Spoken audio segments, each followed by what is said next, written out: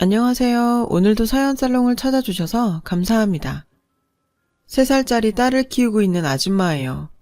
저희 부부는 맞벌이를 하고 있어서 딸아이는 양가 어머님들께서 교대로 돌봐주고 계세요. 제가 퇴근할 때까지요. 저희 딸은 외할머니 댁에 가는 것보다 친할머니 댁에 가는 날을 더 좋아해요. 물론 엄마와 어머님 둘 다 손녀를 너무나 사랑해 주시지만 딸아이가 이러는 데에는 이유가 있어요. 바로 친할머니 있는 집에는 딸아이가 좋아하는 사촌 언니가 있기 때문이죠. 바로 제 시누이의 딸이요. 조카는 9살이에요. 나이답지 않게 의젓하고 예쁘고 착하죠.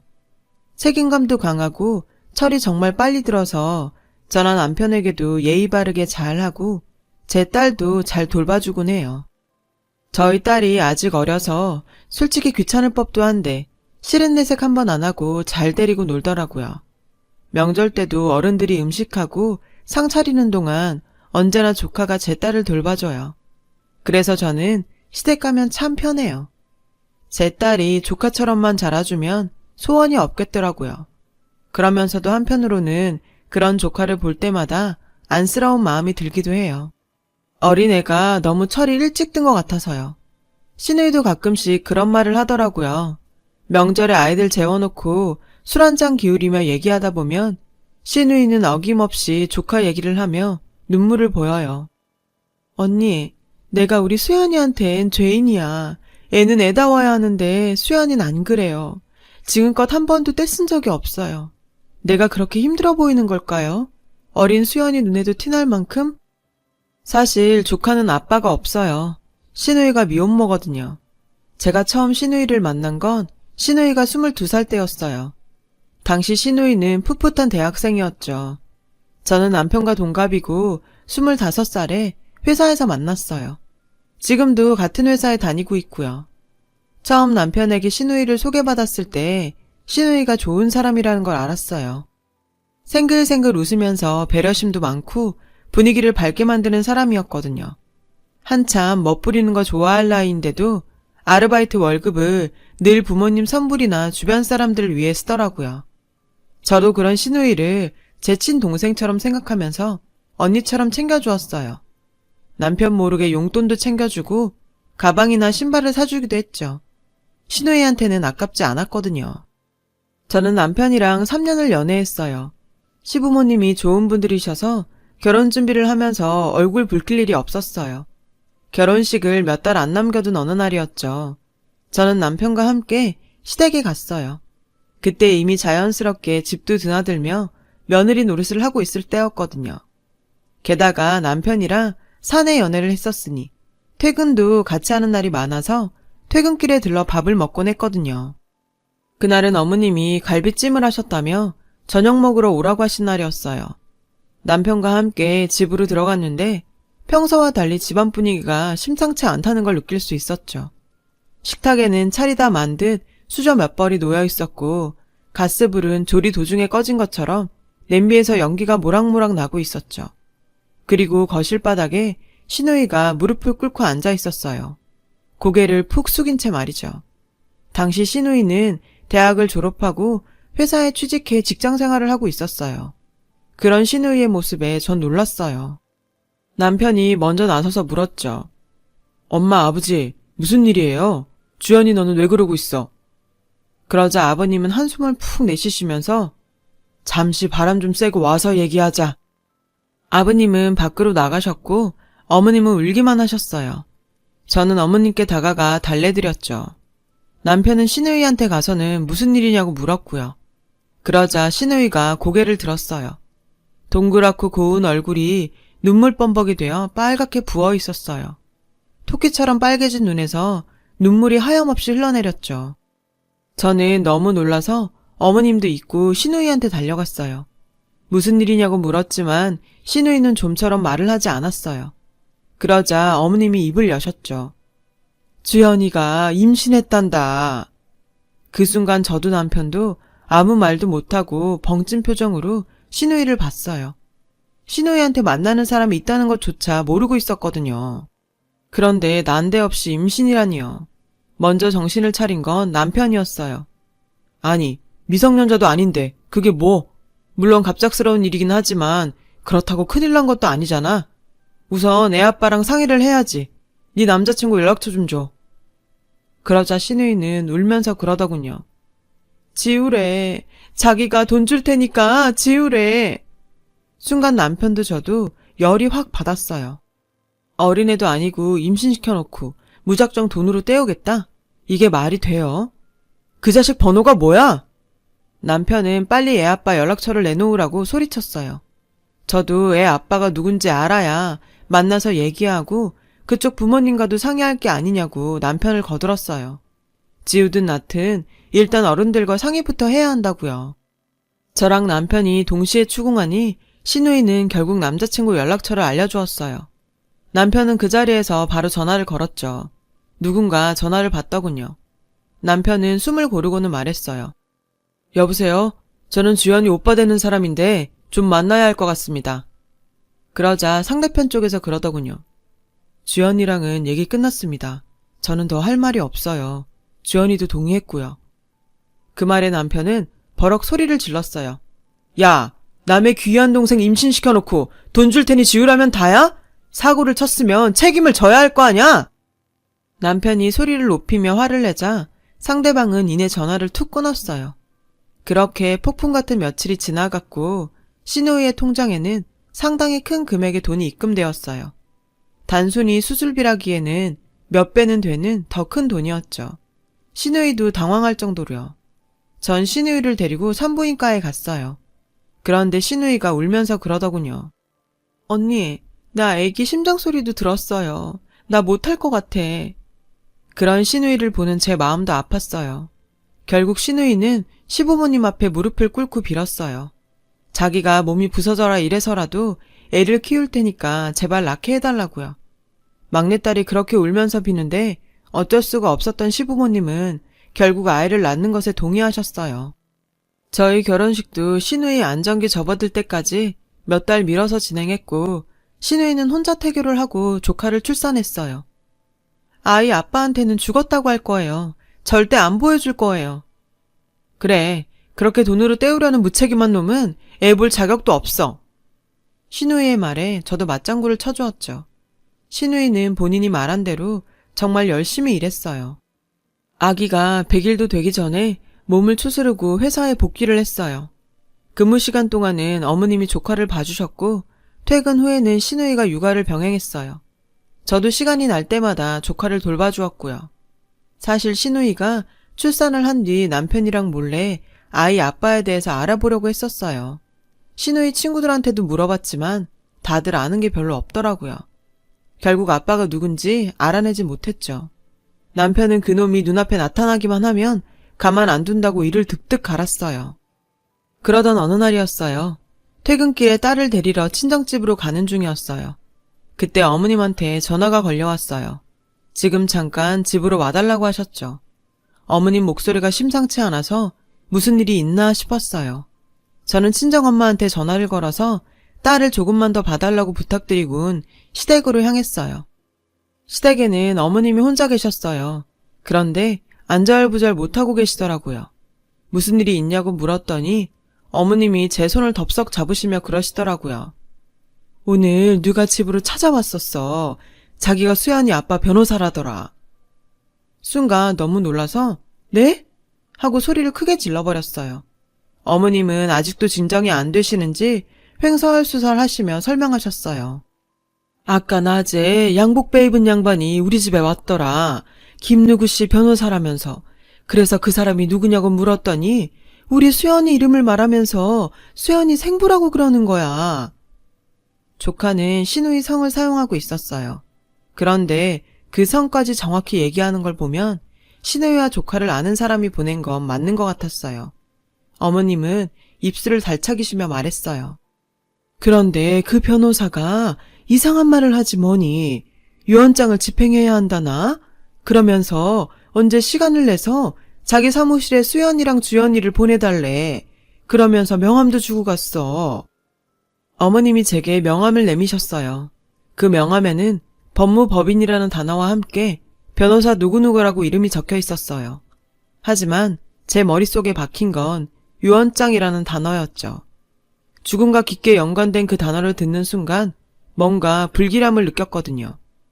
어머님, 이거 제가 그이랑 얘기해 볼게요. 일단 아가씨한테는 아무 말씀 마세요. 수연이도 아무 얘기 못 듣게 하시고요. 어머님은 알겠다시며 알아보고 연락하라고 하셨어요. 친정들러 딸아이를 데리고 온 저는 남편이 퇴근하기만을 기다렸어요. 남편이 오자 저는 어머님께 들은 얘기를 그대로 전달해 주었어요. 남편도 처음에는 저와 똑같은 반응을 보였어요. 조카의 생부도 아니고 생부의 변호사가 찾아왔다고 하니 놀라는 게 당연하죠. 왜 직접 오지 않았지? 유언장 얘기는 또 뭐고? 하며 의아해했어요. 이거 아가씨한테 얘기해야 하나? 아무래도 아가씨랑 관련된 일인데 얘기해야 하는 거 아니야? 그래도 그런 놈 기억해봤자 좋을 거 하나 없을 텐데. 남편과 저는 그 문제를 두고 그날부터 몇 날 며칠 고심을 했어요. 그리고 결정을 내렸어요. 아픈 기억을 되살리는 일일 수도 있지만 어쨌든 결정은 당사자가 해야 하는 일이라서 신우이한테 얘기하기로요. 그래서 신우이를 불러 얘기해 주었어요. 신우이는 예상대로 많이 놀라더군요. 그 사람이 직접 연락한 건 없었어? 그런 건 없었고 변호사 혼자 왔었다고 얘기했어요. 신우이는 침착하게 상황을 받아들였죠. 며칠 뒤 신우이와 저는 회사에 월차를 내고 변호사를 만나러 갔어요. 당신이 김호진 씨 변호사시라고요? 신우이가 물었어요. 그러자 변호사가 대답했어요. 네, 제가 김호진 씨 변호사였습니다. 변호사는 변호사다가 아니라 변호사였다라고 했어요. 과거형의 말에 신우이가 뭔가 이상함을 감지했는지 제 손을 꽉 잡았죠. 그런데 저랑 제 딸아이를 찾으신 이유가 뭐죠? 변호사는 서류 봉투를 하나 가져왔어요. 놀라실 수도 있으시겠지만 침착하게 들어주세요. 김호진 씨가 몇 달 전에 사망하셨습니다. 갑작스런 부고에 신우이의 몸이 딱딱하게 굳었어요. 저 역시 놀라서 신우이의 팔을 꽉 붙잡았어요. 김호진 씨가 남기신 유언장에 전 재산을 정주연 씨와 따님이신 정수연 양에게 상속하신다고 하셨습니다. 그리고 김호진 씨 명의의 아파트도 정주연 씨 명의로 바꾼다고 남기셨고요. 신우이는 기를 쓰고 정신을 차리려고 노력했어요. 그럼에도 몸을 미세하게 떨었죠. 변호사는 그런 신우이를 안쓰러운 눈으로 보더니 서류 봉투에서 무언가를 꺼냈어요. 편지 봉투였어요. 김호진 씨께서 유언장을 집행할 때 정주연 씨께 드리라고 하신 겁니다. 여기서 읽어보시겠습니까? 라고 하길래 신우이는 떨리는 손으로 편지 봉투를 받아들었어요. 그리고 망설이다가 이내 편지 봉투를 뜯고 안에 든 편지를 꺼냈죠. 얼핏 보니 꽤 긴 내용이 적혀 있었어요. 신우이는 편지를 읽어내려갔어요. 그리고 신우이의 눈에 눈물이 고이기 시작하더니 결국 신우이는 손에 얼굴을 묻고 오열하기 시작했죠. 제가 괜찮겠냐고 물으니 신우이는 제 어깨에 기대어서 한참을 울다가 언니, 나 이제 어떡해? 나 이제 어떻게 살아? 하고 울더군요. 저는 신우이 손에 들린 편지를 잡아채서 읽기 시작했어요. 편지에는 놀라운 내용이 적혀 있었어요. 편지의 내용은 이러했어요. 지연아, 내가 못나서 미안하다. 너랑 헤어질 당시 부모님께서 아이랑 너를 포기하고 회사를 물려받으면 너한테 거액의 돈을 주겠다고 하셨었어. 그래서 우린 나이도 어리니까 차라리 너한테 그 돈을 주고 네 인생을 살게 하는 게 나을 거라고 생각했었어. 그래서 내가 나쁜 놈이 되기로 하고 너랑 연락도 끊은 거야. 그런데 1년 뒤 내가 우리 아기까지 낳았다는 말을 듣고 너무 놀랐어. 가슴이 무너지는 것 같았어. 당장 너한테 가고 싶었는데 차마 그럴 수가 없더라. 그래서 열심히 일해서 회사에서 자리 잡고 꼭 너한테 용서를 빌려 가겠다고 다짐했었어. 그런데 인생 참 웃기더라. 열심히 사니까 그게 또 독이 되었는지 내가 암에 걸렸지 뭐니. 병원에서는 1년을 얘기하더라. 그런데 내가 악착같이 몇 년을 버텼어. 너랑 우리 딸한테 건강한 몸으로 찾아가고 싶어서. 그런데 이제 정말 얼마 안 남은 것 같아. 이거 쓰는데도 정신이 왔다 갔다 하거든.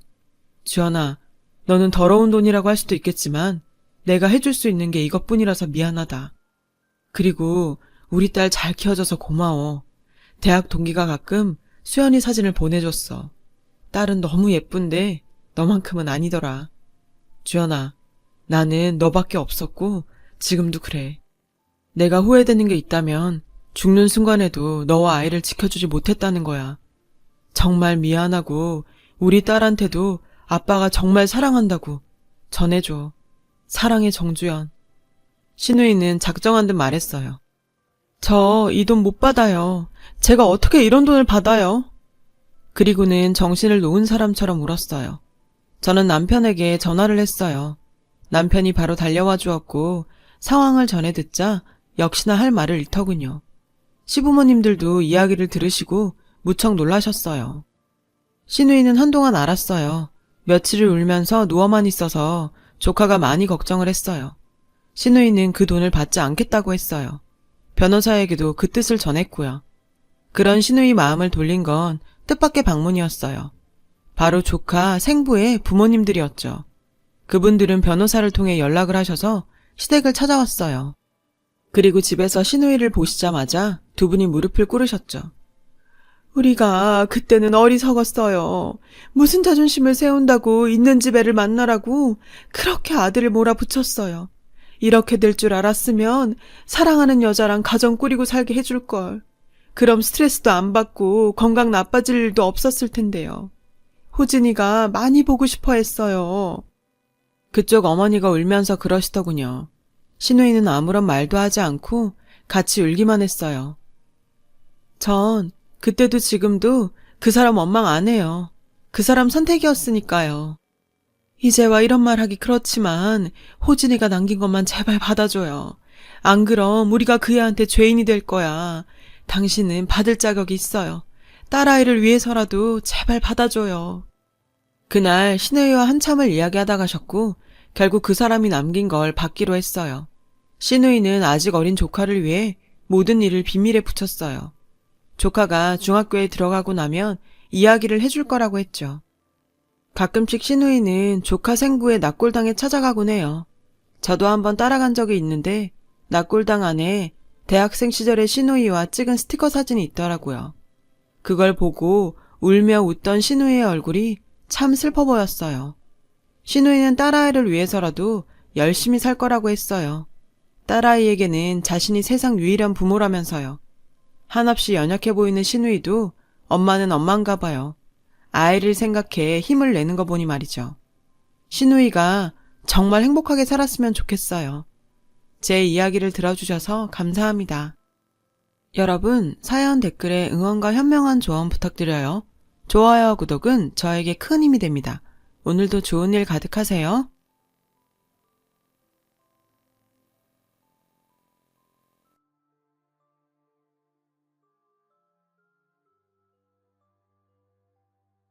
안녕하세요. 오늘도 사연살롱을 찾아주셔서 감사합니다. 직장생활 중인 평범한 유부녀예요. 저희 부부는 첫 결혼기념일을 앞두고 있어요. 연애 때처럼 여전히 다정한 남편 덕분에 우리 부부는 연애 시절 분위기로 살고 있죠. 저희 남편은 구급대원이에요. 처음엔 옷에 묻혀온 핏자국에 놀라곤 했는데요. 이제는 그런가 보다 할 정도죠. 사실 직업이 직업이다 보니 여러모로 위험한 상황도 많이 발생해요.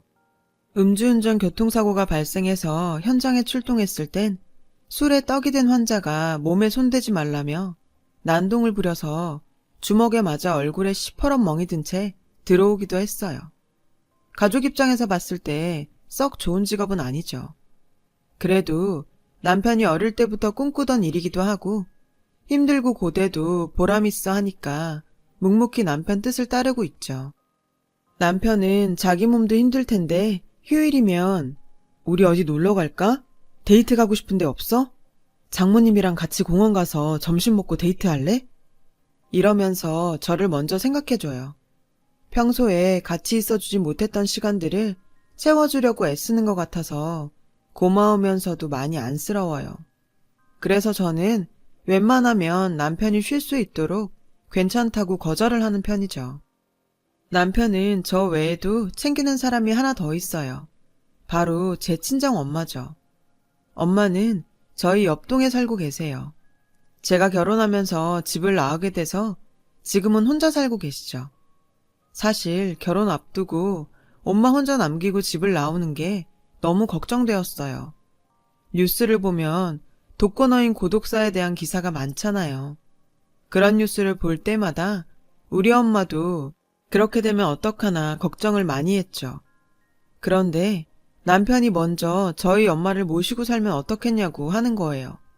미안해서 말 못 꺼내고 있었는데 먼저 얘기를 꺼내준 남편이 정말 고맙더라고요.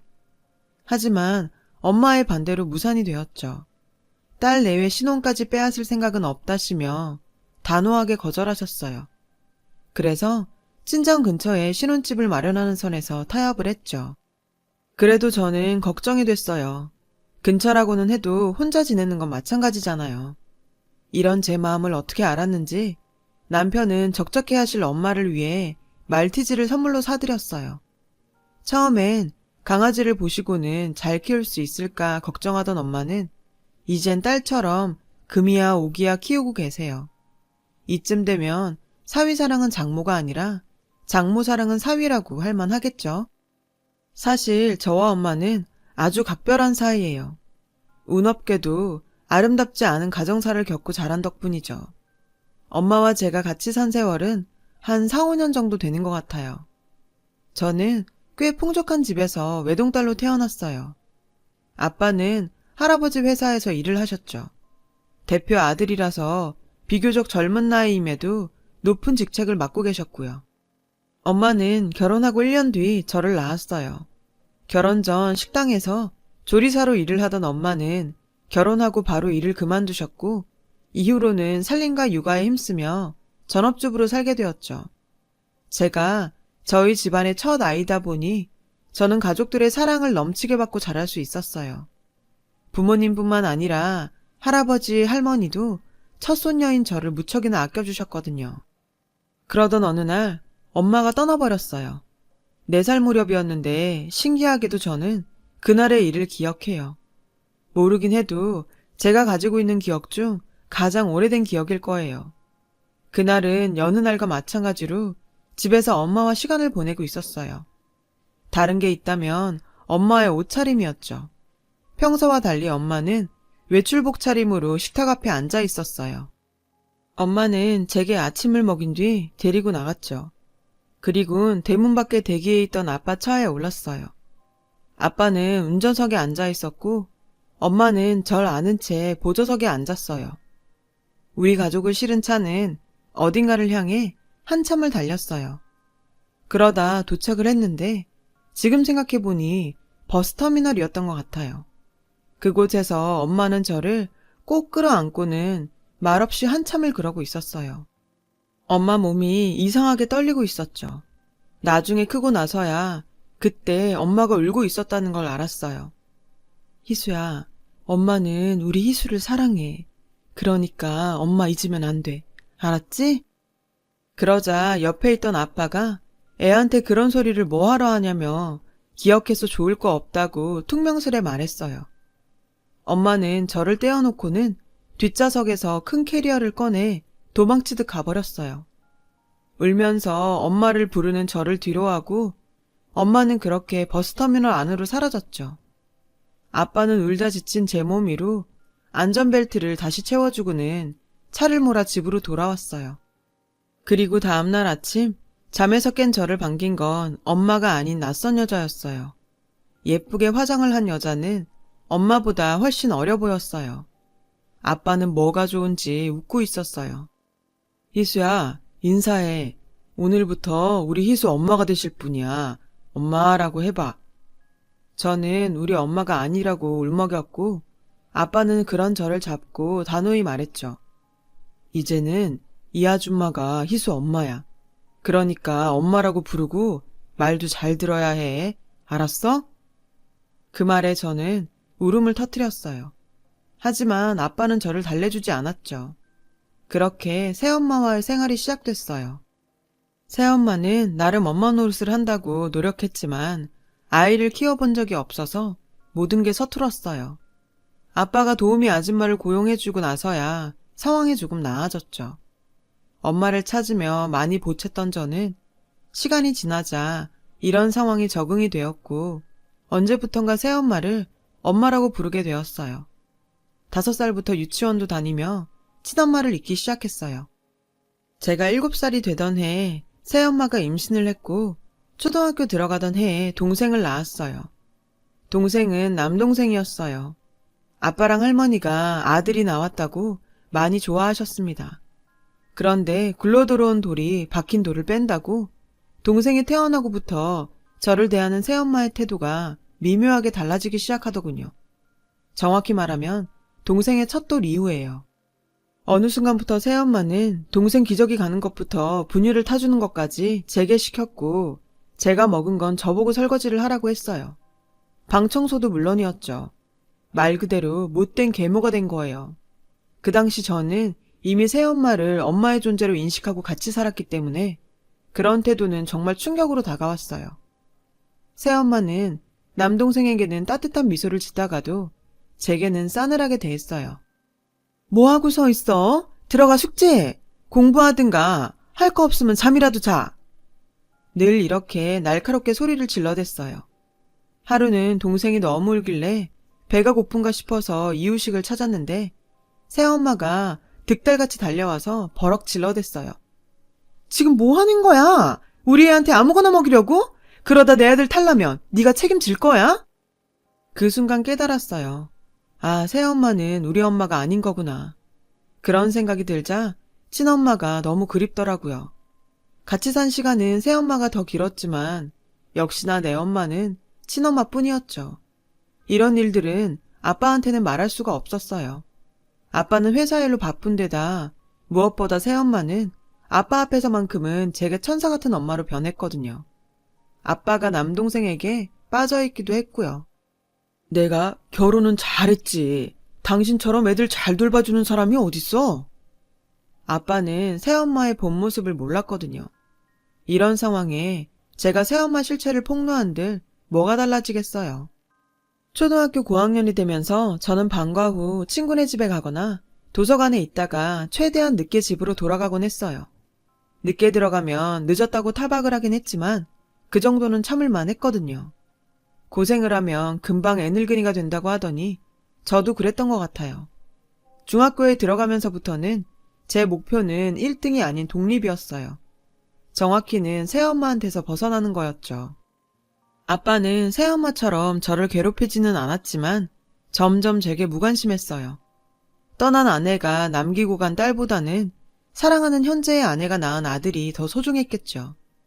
명절이나 가족 행사 때 친가에 가면 할머니 할아버지도 마찬가지였어요. 무관심이 더 아프다고 하잖아요. 그런데 저는 새엄마한테 너무 들볶여서 그런지 차라리 무관심한 게 낫더라고요. 독립을 하겠다는 목표로 공부를 하니까 성적이 쭉쭉 오르더라고요.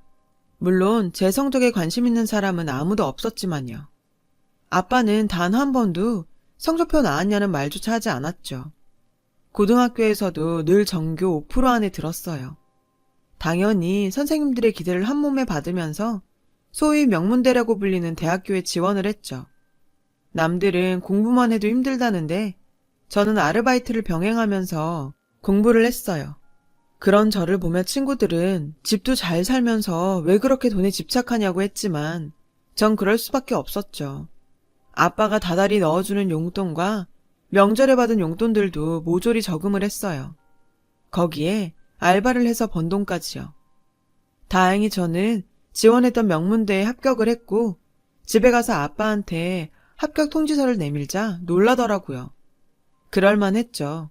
제 성적도 몰랐으니까요. 우리 딸 합격한 거야? 이런 명문대에 지원했는지 몰랐는데 역시 우리 딸이네. 희수야 정말 고생했다. 아빤 우리 희수가 너무 자랑스럽다. 평소에는 관심도 없더니 명문대에 들어갔다니 우리 딸이라더군요. 그 모습이 정말 가증스러웠어요. 옆에 있던 새엄마는 못마땅해 했죠. 모르는 소리 말아요. 요즘은 4년제 졸업생 취업률이 더 낮다고요. 차라리 기술이나 배워서 취직하는 게 빠르지. 명문대는 무슨. 부러우면 지는 거란 말처럼 새엄마는 절대 지지 않으려 부럽지 않은 척을 해댔어요.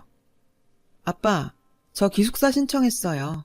안 되면 자취라도 할 생각이에요. 그래?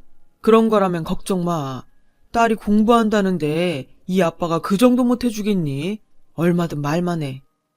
아빠는 신이 나서 뭐든 다 해줄 것 같았어요. 기숙사 추첨해서 떨어진 저는 대학가 원룸에서 자취를 시작했어요. 학교가 본가랑 거리가 있다 보니 보기 싫은 인간들도 안 봐도 돼서 좋더라고요. 공부나 시험 핑계로 집에 안 가도 되니 제게는 이보다 좋을 수가 없었죠. 학교 생활은 꽤 즐거웠어요. 2학년 무렵 친구한테 소개받은 남자와 연애도 시작했고요. 그 사람이 바로 지금의 제 남편이에요. 남편은 동기 친오빠의 친구였어요. 저보다 연상이고 당시 막 구급대원이 된 사회초년생이었죠. 주변에 의지할 사람이 없었던 저는 남자친구에게 많이 의지했어요. 든든한 오빠 같았거든요. 사귄 지 2년쯤 되던 어느 날이었어요. 남자친구 퇴근에 맞춰서 남자친구 일터로 가고 있었는데 문자가 왔어요. 남자친구가 보낸 문자였죠. 급한 일이 생겨서 그러는데 조금 기다려줄 수 있어? 저는 그러겠다고 하고 근처 카페에 있겠다고 했어요. 카페에 앉아 남자친구를 기다리는데 맞은편 빵집에서 남자친구가 나오는 게 보이더라고요. 손에 큰 케이크를 들고 있었죠. 남자친구는 통화를 하며 어딘가로 가더군요. 통화하는 내내 환하게 웃는 게 누가 봐도 의심스러운 상황이었어요. 그 모습을 본 순간 심박수가 빨라졌어요. 그리곤 본능적으로 카페에서 나와 남자친구 뒤를 밟기 시작했어요. 들키지 않으려고 나름 조심하며 뒤를 쫓았어요. 한참을 따라가 보니 슬슬 다리가 아프더라고요. 그렇게 얼마나 갔을까? 둘러보니 낯선 동네에 들어와 있었어요. 혼자 사는 노인들이 많이 사는 쪽방 밀집 지역인 것 같았어요. 주변 집들이 대부분 20년 이상 된 낡은 빌라였죠. 그 순간 남자친구가 어느 빌라로 들어가는 게 보였어요. 저는 조심스럽게 빌라로 들어가 계단 벽에 붙어 귀를 쫑긋 세웠어요. 초인종 소리가 들리고 현관문 여는 소리가 들리더라고요. 어머, 케이크네? 뭘 이런 걸 다 사왔어? 희미하게 여자 목소리가 들렸어요. 뒤이어 남자친구 목소리도 들렸죠. 생일인데 당연히 케이크는 먹어야죠. 제 몸이 부들부들 떨리기 시작했어요. 지난 2년 동안 이 남자를 의지하고 살았던 제가 바보처럼 느껴지더라고요. 그렇게 믿었는데 돌아온 건 배신이라니. 치밀어 오르는 분노를 참기 힘들었어요. 다리에 힘이 빠져 몸을 움직일 수도 없어서 그대로 계단에 주저앉았어요. 이제 어떡하지? 라는 물음만 머릿속을 가득 채웠죠. 나도 모르게 눈물이 흘러내렸어요. 그렇게 한참을 넋을 놓고 앉아있는데 뒤에서 저를 부르는 목소리가 들렸어요. 돌아보니 남자친구였어요. 남자친구는 저를 보고는 당황한 기색을 감추지 못했어요. 우왕좌왕하는 게 바람피다 걸린 유부남 그 자체였어요. 왜 벌써 나와? 더 있다 나오지 그랬어? 그래도 나랑 약속은 지키라고 했나 봐. 제 날카로운 질문에 남자친구는 그제야 상황을 파악한 것 같았어요. 희수야, 아니야. 오빠 말 좀 들어봐. 제 팔을 잡으려는 남자친구의 손을 저는 매몰차게 뿌리쳤어요. 다 설명할게. 제발 내 얘기 좀 들어봐. 그 순간 뒤에서 누군가가 나왔어요. 준석군, 지갑 놓고 갔어요. 지갑. 그 소리에 저는 고개를 들었고 제 시선이 닿은 계단 위쪽에는 여자분이 서 계셨어요. 그런데 제가 상상했던 그런 여자는 아니었어요. 주름진 얼굴의 중년 여성이었거든요. 남자친구는 지갑을 받아들고는 저를 데리고 서둘러 자리를 떠나려고 했어요. 그런데 그 여자분이 저희를 불러 세웠죠. 놀랍게도 오빠가 아닌 저를 말이에요. 희수야, 희수 맞지? 저는 제 이름을 부른 그 여자분을 올려다봤어요. 분명 처음 보는 사람이었어요. 그런데 글쎄 그분이 저를 보며 눈물을 흘리지 뭐예요. 너무 당황스러워서 뭘 어떻게 해야 할지 모르겠더라고요. 그때였어요. 희수야, 엄마야, 엄마 기억 안 나? 황당했어요. 엄마라니, 그게 무슨 자다가 봉창 두드리는 소리래요? 기가 막혀서 헛웃음이 다 나오더라고요. 그분은 급히 집 안으로 들어가더니 무언가를 들고 나왔어요. 그리고는 제게 보여주었죠. 그건 4살 무렵의 제 사진이었어요. 엄마와 헤어지기 전에 화단에 앉아 찍었던 사진이었죠. 어떻게 제 사진을 가지고 계세요? 엄마라니까. 내가 네 엄마라고. 그제야 저는 오래된 그날의 기억을 떠올렸어요. 엄마가 떠나던 그날의 기억이요. 나를 끌어안고 엄마를 잊지 말라고 말했던 그 순간을 떠올렸어요. 정말 엄마야? 진짜 내 엄마야? 엄마는 울면서 고개를 끄덕였어요. 그렇게 그리워했던 엄마를 마주하자 나도 모르게 화가 났어요. 어디까지나 엄마는 날 버렸으니까요. 저는 그대로 자리를 떠나려고 했어요. 그런 저를 남자친구가 가로막았죠. 어떻게 된 일인지 설명은 들어봐야지. 아무래도 착각하시는 것 같은데 오해는 풀어야 할 거 아냐. 제 가정사를 모르고 있던 남자친구는 이 상황이 그저 오해에서 빚어진 거라고 생각하는 것 같았어요. 저는 낮게 한숨을 쉬고는 그간의 일을 얘기해 주었어요. 사실 남자친구에게는 해주고 싶지 않은 이야기였지만요. 이제 알겠지? 내가 그렇게 힘들게 살았어. 오빠, 그러니까 나 여기서 그냥 가도 뭐라고 할 사람 아무도 없어. 제 얘기가 끝나자 엄마는 눈물을 그치고 고개를 번쩍 들었어요. 정말 그 여자가 너한테 그런 짓을 했어? 네 아빠는 쥐뿔도 관심 없었고? 제게 다그치듯 묻더군요. 제가 고개를 끄덕이자 엄마는 못돼 처먹은 인간 같으니라고. 이럴 줄 알았으면 엄마가 널 데리고 나오는 건데. 라고 말하며 울먹였어요. 무슨 소리야? 그럼 내가 엄마랑 같이 살 수도 있었다는 거야? 엄마는 고개를 끄덕였어요. 다 얘기해 줄게. 일단 집으로 들어가자. 남자친구가 저를 잡아 끌었어요. 저도 못 이기는 척 집 안으로 들어갔죠. 방 2개짜리 작은 집이었어요. 자리에 앉자 엄마는 제가 모르던 지난날의 이야기를 들려주었어요. 이혼을 하게 된 이유와 과정을요. 네 아빠랑 그 여자의 외도 사실을 알게 된 건 내가 네 아빠 회사에 도시락을 가져다 주러 갔을 때였어. 너무 웃긴 게 직원들도 다 알고 있더라. 네 아빤 부끄러움도 모르는 사람이었어. 회사 내에서 지위가 있으니 대놓고 뭐라는 사람도 없었고 말이야. 회사 사람들이 나를 보던 그 치근한 눈빛들이 아직도 기억나. 비록 내가 고아에 가진 것도 없었지만 자존심은 있어서 네 아빠한테 이혼을 요구했어. 기다렸다는 듯이 그러자고 하더라. 대신 넌 못 준다면서. 내가 바람난 아빠 밑에서 내 딸을 살게 할 수는 없다고 하니까 그러더라. 이혼하면 무슨 능력으로 애를 키우고 가르칠 거냐고 하는데 그 말에 흔들렸어. 양육권만 넘기면 널 평생 공주처럼 키울 거라고 그러더라. 널 위해서라도 그러는 편이 낫겠다 싶었어. 그런데 그게 다 계략이었어. 회사 이미지 때문에 자기가 양육권을 가져가야 했던 것 같아. 나는 그것도 모르고 엄마로서 네가 경제적으로 풍족한 집안에서 자라는 게 좋다고 판단했던 거고. 그래서 그렇게 떠난 거야. 이혼한 뒤 엄마는 여기저기를 떠돌며 닥치는 대로 일을 하며 살다가 지금은 이곳에서 동네 상가 청소를 하고 있다고 했어요. 전 지금까지 저만 힘들게 살았다고 생각했는데 엄마가 살아온 그간의 삶은 너무도 비참했어요. 얘기를 듣고 나니 엄마가 너무 가여워서 그대로 엄마를 끌어안고 엉엉 울었어요. 엄마도 같이 우셨죠. 그동안 엄마와 내 인생을 갈갈이 찢어놓은 아빠와 그 상간녀를 도저히 용서할 수 없었어요. 엄마, 내가 미안해. 난 엄마가 엄마 행복 찾아서 날 버렸다고 생각했어. 처음엔 엄마가 그리웠다가 언제부턴가는 믿고 원망스러웠어. 엄마가 힘들게 산 것도 모르고. 엄마는 오히려 엄마 없이도 훌륭하게 잘 자라줘서 고맙다고 했어요. 희수가 잘 자라서 대학도 들어가고 준석군같이 좋은 사람 만나서 엄마는 너무 행복해.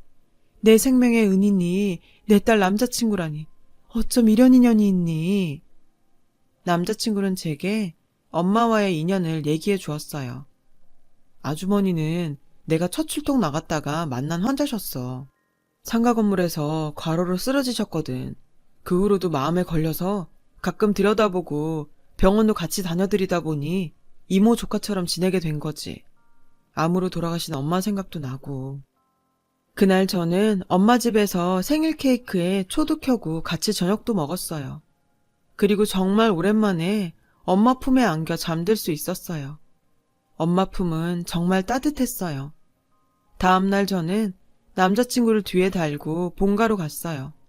목적은 하나였죠. 우리 모녀를 생이별시킨 장본인과 인연을 끊는 거였죠. 집에 가보니 마침 새 식구가 다 있더군요. 새엄마를 보자 그동안 참았던 울분이 쌍욕으로 터져나왔어요. 살면서 단 한 번도 해본 적 없는 험한 욕들을 상간녀 얼굴에 대고 퍼부었어요. 그 욕을 들은 아빠는 제게 소리치더군요. 너 지금 엄마한테 뭐 하는 짓이야? 내가 널 그렇게 가르쳤냐? 아빠가 나한테 뭘 가르쳐줬는데? 가정 있는 남자가 상간녀랑 붙어먹고 조강쳐 버리는 거? 아니면 유책 배우자 주제에 자식을 빌미로 위자료 한 푼 안 주고 와이프 내쫓는 거? 그것도 아니면 상간녀한테 자기 딸이 구박받는 거 보고 모른 척하는 거. 도대체 뭘 나한테 가르쳤는데? 이 여자가 욕먹는 건 그렇게 참기 힘들고 딸한테 무관심한 건 쉬웠구나. 하긴 그러니 인생을 그따위로 살았겠지. 나 엄마 만났어. 아빠가 무슨 말로 엄마 속이고 내쫓았는지 다 들었다고. 희수야, 아빠 말 좀 들어봐. 듣긴 뭘 들어. 내가 더 들을 게 있어? 저 상간녀랑 저 여자 아들 때문에 내 어린 시절이고 학창 시절이고 내내 이 집에서 나갈 생각만 하면서 살았어. 알아? 그때 방에서 남동생이 나왔어요. 상간녀는 얼른 남동생을 내보냈어요. 애가 듣는데 무슨 말을 그렇게 해. 그리고 네 엄마가 능력이 없어 남자 뺏긴 걸 나더러 어쩌라고. 왜? 당신 과거 애한테 들킬까봐 겁나? 그러게 인생 똑바로 살지 왜 그렇게 해프고 더럽게 살았대? 쪽팔리게. 근데 어쩌나? 나 당신이 살아있는 동안 이 얘기 주구장창 하고 다닐 건데? 당신 아들 졸업식장에 가서도 하고 당신 아들 첫 출근 날 회사에서도 하고 당신 아들 결혼식장에 가서도 할 거라고. 당신이랑 당신 아들 고개 못 들고 살게 할 거야. 그러니까 입 닥치고 살아. 새엄마는 얼굴이 하얗게 질려서는 더 이상 아무 말도 못했어요. 그때였죠. 지금껏 잠자코 있던 남자친구가 아빠한테 다가가 인사를 했어요. 그리고는 처음 뵙는 자리가 이런 자리라 유감입니다만 이렇게 마지막으로 뵙는 자리인 것 같아 그냥 얘기하겠습니다. 희수 졸업하면 결혼할 생각입니다. 희수 어머니도 모시고 살 생각이고요. 저는 다른 건 몰라도 우리 희수 눈에서 눈물 빼는 인간들은 절대 용서 못합니다. 그래서 두 분께는 예의를 갖출 필요가 없을 것 같네요. 앞으로 다시는 희수 보고 살 생각 마세요. 결혼식에도 오실 생각 마시고요. 저는 남자친구와 함께 그 집을 나왔어요. 이후 살던 집을 정리해 엄마 집으로 들어갔어요. 그리고 변호사를 선임해서 아빠로부터 엄마가 받아야 할 몫에 위자료도 받아냈죠. 아들 결혼식장까지 찾아가겠다는 말에 겁을 먹은 새엄마가 원하는 대로 다 주라고 했다나 봐요. 인생은 더럽게 살았어도 자기 자식 걱정은 됐던 모양이더라고요. 대학을 졸업하고 저는 취직을 하게 되었고 얼마 뒤 남자친구와 결혼을 했어요. 그리고 벌써 결혼 1주년이 되어가네요. 시간이 쏜살처럼 빠르다고 하더니 요즘 특히나 실감을 하게 돼요. 다시 만난 엄마와 함께하는 시간들이 너무 빨리 지나가는 것 같아 가끔 겁이 나거든요. 남들에게는 너무도 당연했던 일상이 제게는 사무치게 그리워해야만 했던 일이었으니까요. 저는 지금 사랑하는 엄마와 든든한 남편과 함께 꿈같은 신혼생활을 즐기고 있어요. 제게는 무엇보다 소중한 이 시간을 오래오래 누리며 살아보려고 해요. 제 사연을 들어주셔서 감사드려요. 여러분, 사연 댓글에 응원과 현명한 조언 부탁드려요. 좋아요와 구독은 저에게 큰 힘이 됩니다. 오늘도 좋은 일 가득하세요.